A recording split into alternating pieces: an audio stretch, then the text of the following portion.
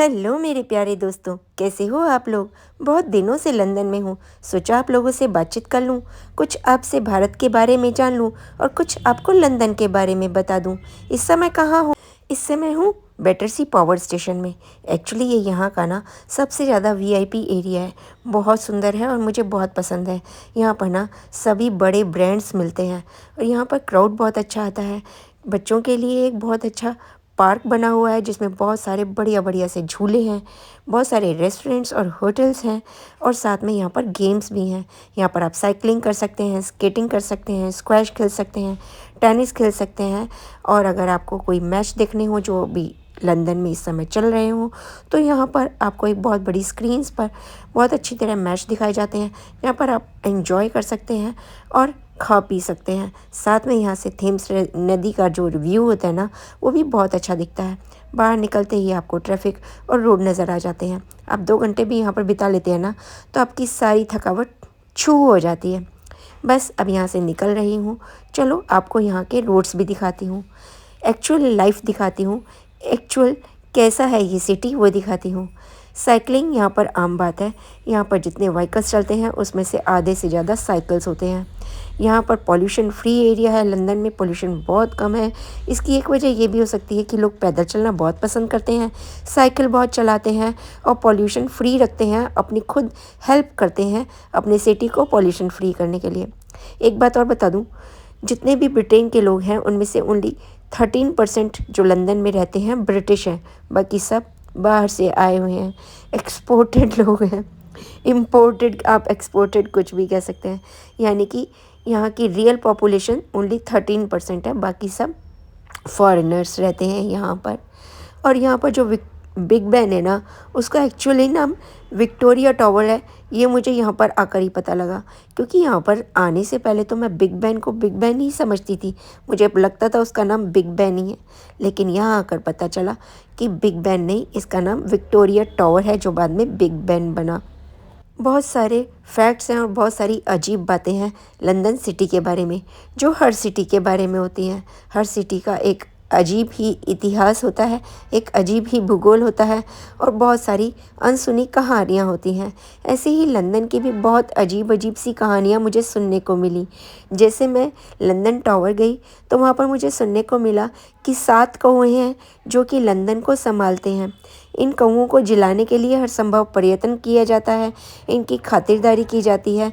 इनके लिए बड़े बड़े केजेस बना रखे हैं और इनके लिए स्पेशल गार्ड्स रख रखे हैं जो इन्हें फीड करते हैं, इनका ध्यान रखते हैं। माना जाता है जिस दिन ये 7 कौवों में से एक भी कौवा मर जाएगा, ब्रिटेन ख़त्म हो जाएगा। ब्रिटेन ने बहुत सारी कंट्रीज़ पे कब्जा किया, बहुत सारी कंट्रीज़ पर रूल किया और कोई भी ऐसी कंट्री नहीं है वर्ल्ड में जिस पर इंग्लैंड ने रूल नहीं किया हो, एक दो को छोड़ दिया जाए तो। और वहाँ से ये लूट का माल बहुत सारा लूट लूट कर जो लाए वो इन्होंने अपने म्यूज़ियम्स में सजा रखा है। इसलिए यहाँ के म्यूज़ियम्स ना दोस्तों देखने लायक हैं। अगर आप हिस्ट्री म्यूज़ियम्स जाएँ, नेशनल म्यूज़ियम जाए, विक्टोरिया म्यूज़ियम जाए, साइंस म्यूज़ियम जाए, हर म्यूज़ियम में आकर आपको ऐसा लगेगा कि ऐसा म्यूज़ियम तो आपने कहीं दुनिया में नहीं देखा। और लाल बसें, यहाँ की डबल डेकर बसें, इसके बिना तो लंदन के बारे में आप सोच ही नहीं सकते। ये ना यहाँ की लाइफ लाइन है और इनमें बहुत इजी रहता है अगर आप ट्रैवल करते हैं। लंदन की रेड बसेस में ट्रैवल करना कंपैरेटिवली सस्ता है यहाँ के ट्यूब्स यानी कि ट्रेन से, क्योंकि ट्रेन्स में ट्रैवल करना अप्रॉक्सीमेटली डबल कॉस्ट करता है आपको। और यहाँ पर बसेस बहुत जल्दी एसेसिबल हैं, बहुत आसानी से मिल जाती हैं। बहुत पास पास यहाँ पर बस स्टॉप बने हुए हैं। ड्राइवर्स भी बहुत अच्छे हैं जो कि आपके एक इशारे पर बस को रोक देते हैं। और सबसे बड़ी बात, इन बसेस में कंडक्टर नहीं होता। बस आपका जो पास होता है या आपका ऑयस्टर कार्ड होता है या आपका डेबिट कार्ड होता है, उसे आप टच किए यहाँ के येलो बटन से बस के अंदर ही और आपका कार्ड बन गया, आपकी टिकट बन गई। तो आपको अलग से टिकट भी नहीं खरीदनी पड़ती। तो बहुत इजी है यहाँ की बसेस में ट्रैवल करना। और यहाँ पर रोड साइड्स पे इस तरह के जो रेस्टोरेंट्स बने होते हैं ना, ये ऑलमोस्ट एवरी टाइम ऑक्यूपाइड रहते हैं। बहुत अच्छा क्राउड रहता है, बहुत सारे लोग यहाँ पर आए होते हैं, या तो वीकेंड्स के लिए आए होते हैं या शाम को जब ऑफिस से आते हैं ना तो इसको अपना मीटिंग पॉइंट बना लेते हैं। जैसे फ्रेंड्स हैं, बहुत दिनों से आपस में नहीं मिले, तो बोलते हैं चल मैं ऑफिस से आऊँगा, मेरा ये रूट पड़ेगा, तेरा ये रूट पड़ेगा, तो इस रूट पर ये रेस्टोरेंट है, यहाँ पर मिल जाना। तो अगर आप सोच रहे हैं कि इवनिंग में आप किसी रेस्टोरेंट में बाहर बैठकर बियर पिएंगे या फिर चिल करेंगे कॉफ़ी पीकर या स्नैक्स लेंगे तो आप भूल जाइए। अगर आपने पहले से बुकिंग नहीं करा रखी है तो बहुत मुश्किल है आपको यहाँ पर सीट मिलना।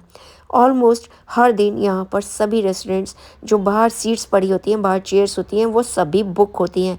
राम जाने ये लोग क्या खाते हैं, राम जाने ये लोग कैसे मिलते हैं, क्या ये लोग घर पर एक दूसरे को इनवाइट करते हैं या नहीं करते हैं। इनका मीटिंग पॉइंट्स ये रेस्टोरेंट्स ही होते हैं और जहाँ पर ये बहुत अच्छे से चिल आउट करते हैं, खाते हैं पीते हैं। हाँ जी, पीते भी हैं यहाँ पर, लेकिन पीने के बाद बिल्कुल बहकते हुए मैंने यहाँ पर किसी को नहीं देखा। हमारे यहाँ तो अगर बियर बार होते हैं, रेस्टोरेंट्स होते हैं ना, तो वहाँ से जो बाहर निकलता है ना, वो ड्राइव करने की हालत में नहीं होता या बहुत ही बुरी हालत में होता है, उसको एक जना संभालने वाला चाहिए होता है। लेकिन यहाँ पर ड्रिंकिंग बहुत ही आम बात है और ड्रिंक करके कोई भी बहकता नहीं है, सभी अपने होश में रहते हैं। तो यानी कि वो बहुत ही ज़्यादा ध्यान से पीते हैं, कितना पीना चाहिए कितना नहीं पीना चाहिए, कौन सी पीनी चाहिए, क्योंकि उनको पता है कि पीने के बाद उनको संभालने वाला कोई नहीं है, उन्हें अपने आप ही घर या ऑफिस जहाँ पर भी है पहुँचना है। देखिए सामने लाल बस आ रही है और उसके आगे साइकिल आ रही है। अब इनमें आपस में रेसिंग नहीं होती है। हमारी कंट्री में क्या होता है, कोई आगे व्हीकल जा रहा है, साइड में जा रहा है, तो बसेस ना रेस करने लगती हैं, इस तरह से बहुत एक्सीडेंट्स होते हैं। यहाँ पर मैंने इतने महीने हो गए मुझे रहते हुए अभी तक एक एक्सीडेंट नहीं देखा। क्यों नहीं देखा? क्योंकि यहाँ पर पैदल चलने वालों के लिए भी ना रूल्स हैं। जैसे हमें रोड क्रॉस करनी है, अगर हम पैदल जा रहे हैं तो अभी हमें रूल्स को फॉलो करना होगा। हमारे लिए भी जैसे ट्रैफिक लाइट होती है, पैदल चलने वालों के लिए भी रोड लाइट्स होती हैं। ग्रीन लाइट होने के बाद ही आप जेब्रा क्रॉसिंग पर क्रॉस कर पाएंगे, अदरवाइज़ आपका चालान हो जाएगा। ये बहुत अच्छी बात लगी। अगर आप पैदल जा रहे हैं और सामने से कोई गाड़ी आ रही है तो गाड़ी आपको, ड्राइवर कार को रोक लेगा, चाहे जेब्रा क्रॉसिंग नहीं हो, चाहे उसको रुकना नहीं हो, कोई सिग्नल नहीं हो, तब भी रोक लेगा और कहेगा कि पहले आप जाइए, और स्माइल करके कहेगा, गुस्से में नहीं कहेगा। ये बहुत अच्छी बात है। ये जेंटलमैन होते हैं यहाँ के लोग, या इस ड्राइविंग में ये लोग जेंटलमैन बनते हैं, मुझे नहीं पता।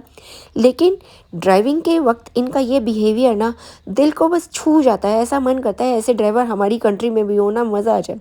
हमारी कंट्री में क्या होता है, अगर कोई ड्राइव कर रहा है ना तो रोड को अपने बाप की जायदाद समझता है। बस वो और उसकी गाड़ी, उसके अलावा उसे कुछ नहीं दिखता।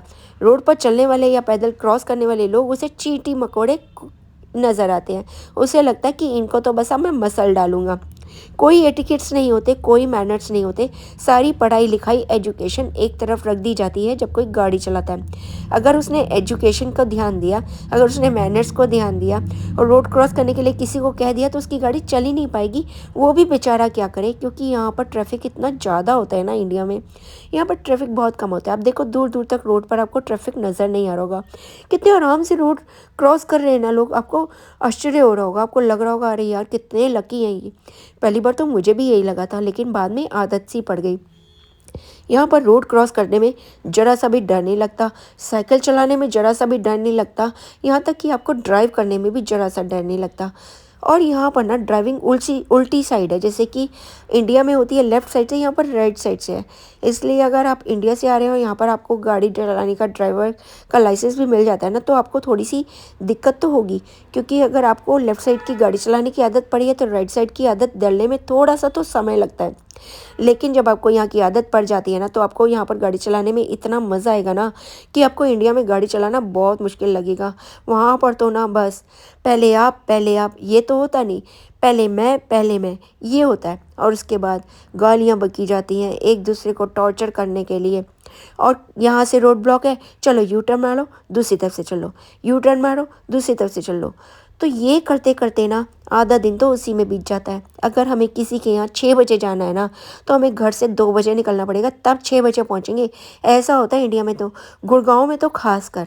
लेकिन लंदन में ऑन द पॉइंट आप गूगल मैप से देख लीजिए या यहाँ के सिटी मैप से देख लीजिए कितना समय लगेगा। आपको 1 मिनट भी फालतू नहीं लगेगा, क्योंकि यहाँ पर ना जैम तो होते ही नहीं है। जैसे ट्रैफिक जैम का मतलब तो मैंने यहाँ पर समझा ही नहीं। यहाँ के लोगों को पता ही नहीं होगा कि ट्रैफिक जैम किस चिड़िया का नाम है।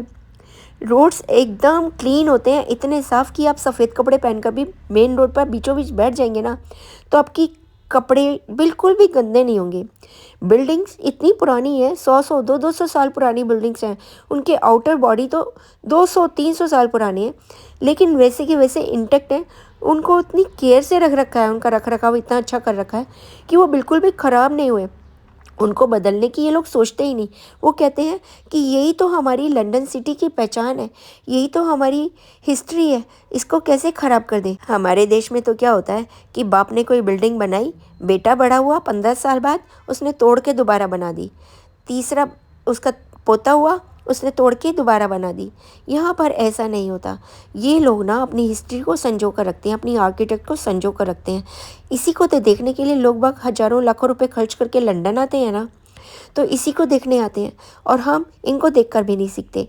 हम यहाँ से जाते हैं, हम कहते हैं अरे लंदन जाओ यार, कितनी सफाई है, लंदन जाओ यार, कितना पुराना आर्किटेक्ट है, क्या लाल बसें हैं, कितनी खूबसूरत, जरा सी गंदगी नहीं है, लोगों में कितने मैनर्स हैं, सबसे सॉरी थैंक यू करते हुए उनकी जुबान नहीं थकती।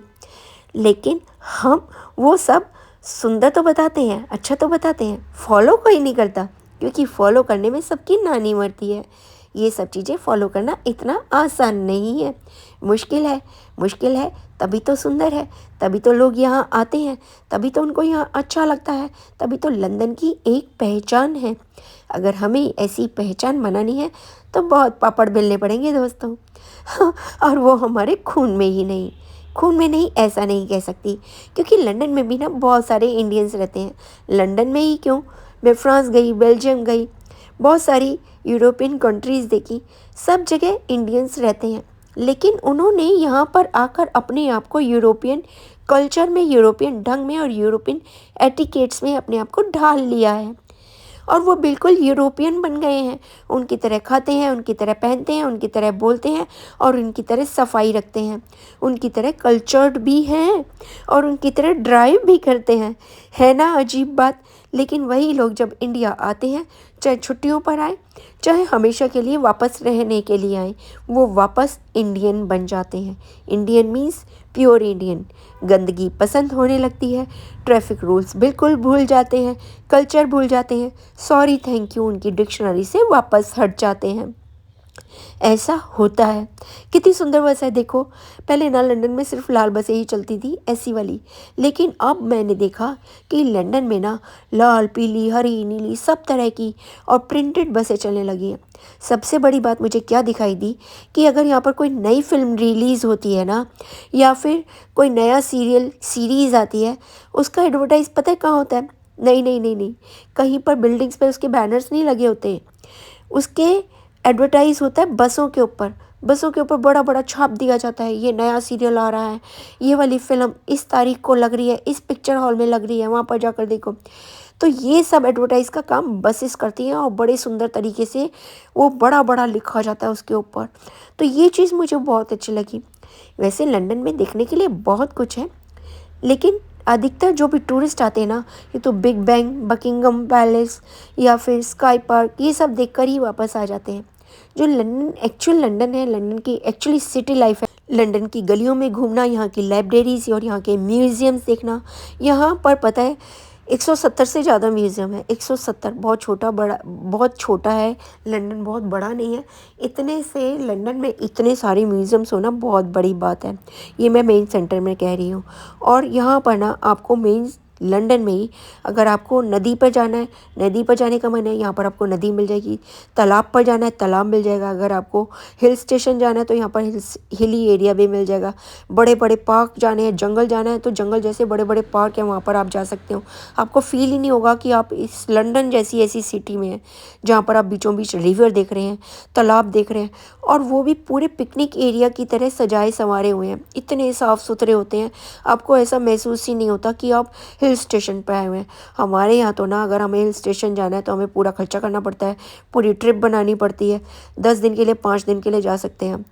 यहाँ पर अपना पिकनिक बॉक्स तैयार करो और आप हिल्स पे चले जाओ, पिकनिक बॉक्स तैयार करो, रिवर पे चले जाओ, 15 मिनट दूर आपको मिल जाएगा। तो ये चीज़ मुझे बहुत अच्छी लगी। और ना लंदन में लाइफ बहुत इजी है, कोई किसी की लाइफ में ना नाक नहीं घुसाता। तूने ये क्यों पहना, तूने ये क्यों खाया, ये लड़की कहाँ जा रही है, ये लड़की किस लड़के के साथ घूम रही है, इसके पापा को बोलता हूँ लड़की बिगड़ रही है। ऐसा कुछ नहीं है। यहाँ पर लड़कियों को भी उतनी ही आज़ादी है जितनी लड़कों को। लड़कियाँ भी रात के 12 बजे अपने काम से वापस आती हैं, खुशी से एंजॉय करती हैं, रेस्टोरेंट्स में खाना खाती हैं, बियर पीती हैं, गाने गाती हैं और दोस्तों के साथ चिल करती हैं। यानी कि उनकी लाइफ है, उनके पास ज़िंदगी है, जो मुझे यहाँ पर से आकर लगा जैसे शायद हमारे देश में लड़कियों की ज़िंदगी ही नहीं है। उनके ऊपर इतनी सारी पाबंदियाँ हैं, देर से ना आने की पाबंदी, सही कपड़े पहनने की पाबंदी, ये ना खाने की पाबंदी, ये वाली जॉब ना करने की पाबंदी, उससे ना बात करने की पाबंदी और ना जाने क्या। लड़कियां बेचारी पाबंदियां झेलती झेलती झेलती झेलती कब बच्चे से बूढ़ी हो जाती हैं और ख़त्म हो जाती हैं, उन्हें पता ही नहीं लगता। यहाँ पर आकर मुझे पता लगा कि लड़कियों की भी फुल लाइफ है, एक ऐसी ज़िंदगी वो सच में जीती हैं। अगर ऐसी ज़िंदगी का एक दिन भी भारत की किसी एक लड़की को मिल जाए ना, तो वो अपने आप को धन्य समझ लेगी। ये बिल्कुल बहुत बड़ा फैक्ट है जो मैं आपको बता रही हूँ, जो मुझे यहाँ पर आकर पता लगा। सच कह रही हूँ मैं। अगर ऐसी ज़िंदगी का एक पल भी आप जी लेंगे ना, तो आपको यकीन होगा ज़िंदगी ऐसी होती है, खासकर लड़कियों के लिए। बहुत अच्छा लगा। इसके लिए तो मैं इस कंट्री को, इस सिटी को प्रेज़ करती हूँ। यूरोप की बहुत सारी कंट्रीज़ में और सिटीज़ में ये सहूलियत है लड़कियों के साथ, उनके साथ बुरा बर्ताव नहीं होता, उनको कोई रोक टोक नहीं है, और वो भी देश की इकोनॉमी में उतना ही योगदान देती हैं जितने कि लड़के देते हैं। बहुत सारी बातें हो गई, अब मेरा ठिकाना आ गया, अब मैं जा रही हूँ, फिर मिलते हैं।